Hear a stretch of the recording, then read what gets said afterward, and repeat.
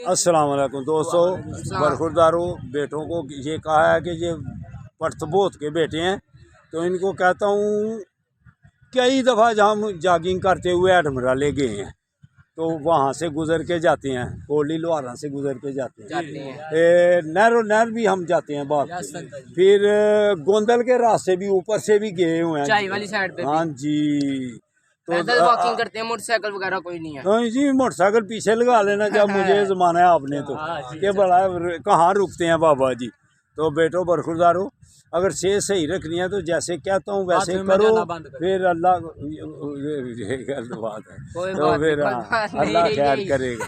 तो जैसे आप कहते हैं वो खुराक करो, देसी खुराक खाओ, तो रोजाना वर्जिश करो, 5 वक्त नमाज पढ़ो, वालदैन का अदब एहतराम करो, इंशाअल्लाह फिर अल्लाह की मेहरबानी से सेहत आपकी मेरी तरह होगी। अल्लाह हाफिज़, अल्लाह हाफिज़। ये अभी वीडियो आपकी